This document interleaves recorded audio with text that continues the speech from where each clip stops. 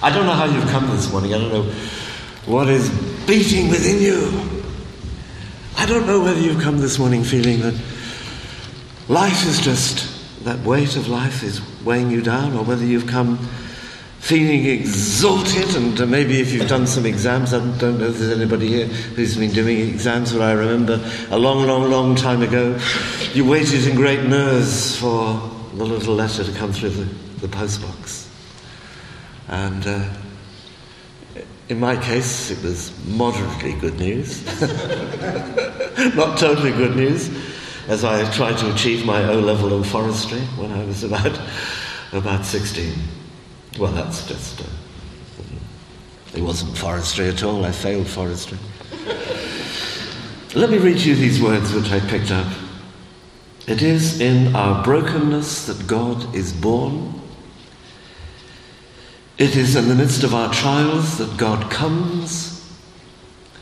It is amongst our deepest fragility that God makes a new hope.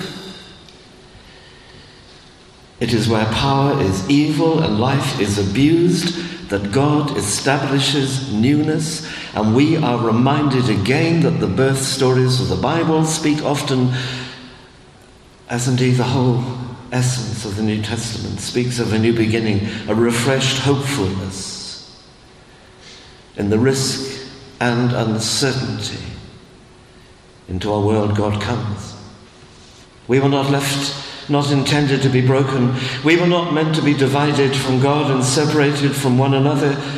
The world we live is not intended to be a place of death and despair. We are made and we are created in hope.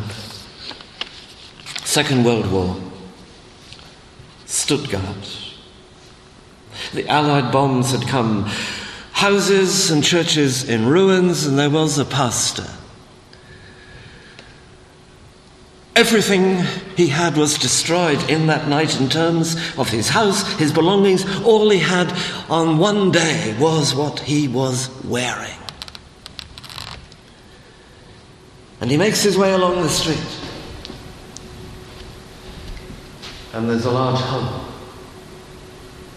And a lady approaches him. She said, "Down there's what's left of my husband." All that was left was his cloth cap. But she said, "I want to thank you." He says, "Why do you want to thank me?" She says, "We were both in the cathedral last Sunday night. And in your sermon you prepared him for eternity." That's every preacher's dream.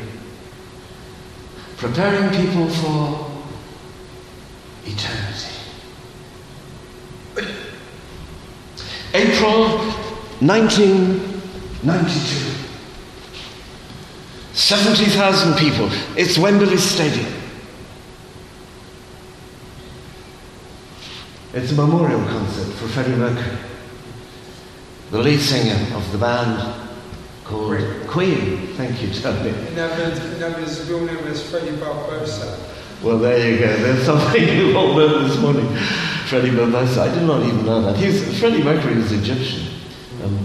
And in the band, of course, is Roger Taylor, who was educated at Truro School. He played the drums. The band I met quite often in years gone by, Brian May, John Deacon.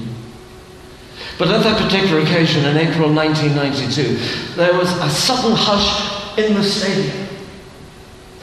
David Bowie was there on the platform, and he suddenly walked forward. And he fell on his knees. And he lifted his hands.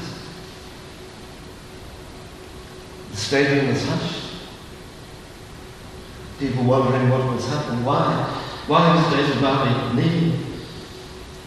Wasn't in the program. Wasn't supposed to happen. But he just there.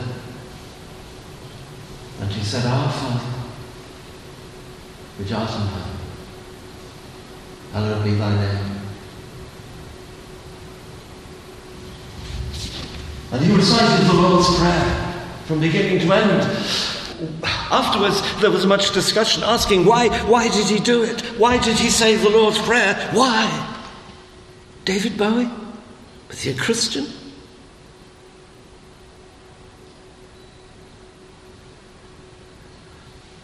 Just speaking very briefly this morning on the Lord's Prayer, because it's almost an insult to the Lord's Prayer not to spend 10, 11, 12 weeks going through it. I just want to do some broad brushstrokes this morning. But what I want to say and keep saying this morning, almost like a commercial, is that the Lord's Prayer, one of the great prayers in the New Testament, there are several other great moments. John 17 has the prayer of Jesus as Paul praying.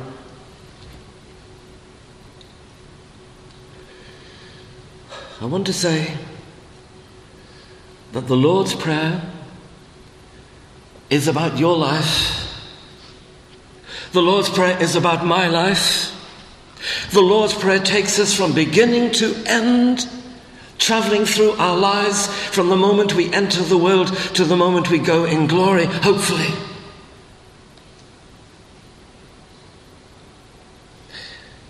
And when David Bowie said those words on the stage in 1992, I doubt if he knew the theology, I doubt if he knew very much about things, but he just knew one thing.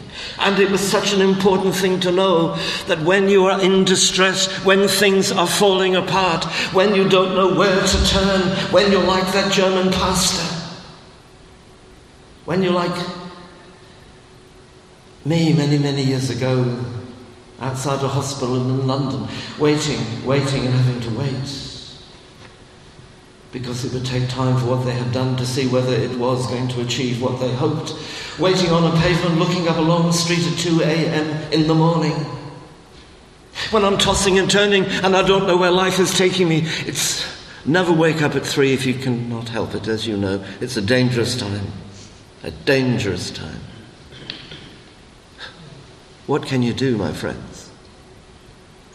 What can you do but say, Our Father, which art in heaven, hallowed be thy name. This is an extraordinary prayer. This prayer of Jesus can be said in so many places at so many times. There isn't possibly a time or a place where it cannot be said, and said meaningfully with power. Our Father, which art in heaven. And when you pray, do not be like the hypocrites, for they love to pray standing in the synagogues and on the street corners to be seen by others. Truly I tell you, they have received their reward in full. But when you pray, go into your room, close the door, pray to your Father who is unseen. Then your Father who sees what is done in secret will reward you. And when you pray, do not keep on babbling like pagans, for they think they will be heard because of their many words. Do not be like them, for your Father knows what you need before you ask him. This then is how you should pray. Our Father in heaven, hallowed be your name. Your kingdom come, your will be done on earth as it is in heaven. Give us today our daily bread. Forgive us our debts as we also have forgiven our debtors. Lead us not into temptation, but deliver us from evil. The Lord's Prayer, somebody said, is so simple, so spectacular. The Lord's Prayer is taking us out of ourselves. It is not about us. It's not about what we think we might achieve, what we might do. It is placing us in our lives in the context of what God will do and can do. Why it was said in the Old Testament that God has put eternity into man's heart. The Lord's Prayer. You can pray it kneeling, you can be sitting, you can be standing, you can be laying face down. Jesus doesn't dictate the place of prayer. We can pray anywhere. The whole world is a temple. He doesn't discuss the manner of prayer. It isn't about how we look, how we feel, the expression on our faces, the intensity of our words. It is best when we have nothing else but to realize. And we can but say, Our Father which art in heaven. The German pastor, whose name I can never pronounce, I ring up somebody I know who speaks German, they tell me how to speak it, I immediately forget it. But I think in German the two E's run together, Selig or something. Anyway, he examines the Lord's Prayer in a book of his on the Lord's Prayer, phrase by phrase, drawing from it both immediate comfort and inspiration for the future. He likens the Lord's Prayer to the rainbow colours of the spectrum, that the whole of life is captured in this rainbow of 7 petitions. The Lord's Prayer, he says, can be spoken at the cradle or the grave. It can rise from the altars of great cathedrals, from the dark hovels of those who eat their bread with tears. It can be prayed at weddings and on the gallows. All 7 colours of our life are contained in it. And so never is there a time when we are left alone. And those words have such enormous power. It comes in 2 parts, verses 9 to 10, 3 petitions. The second has another 3 petitions. The first 3 petitions are, Hallowed be your name, your kingdom come, your will be done on earth. Asking God to bring about those 3 things. And then you have the second petitions of, give us this day our daily bread. Forgive our debts as we also have forgiven our debtors. Lead us not into temptation, but deliver us from evil.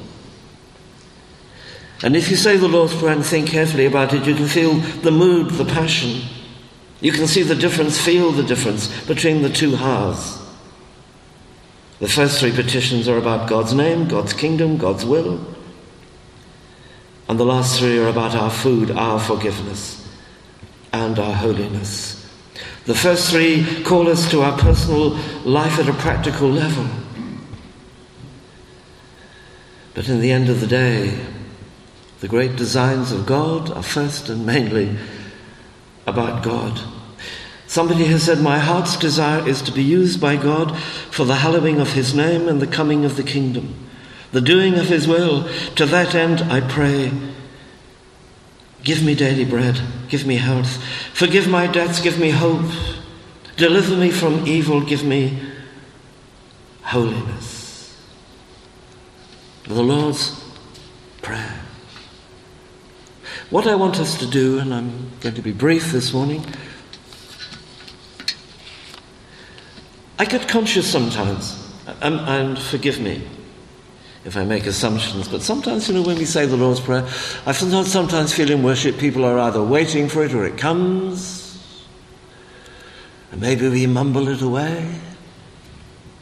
Our Father which art in heaven, hallowed be. What I want us to do, just not an experiment, but I want us to feel the power of the words this morning.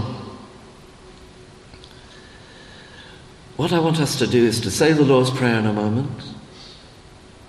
But I want us to say it with power and with vigor and with conviction. I want us to feel the mood and the spirit of the words that Jesus gives to us.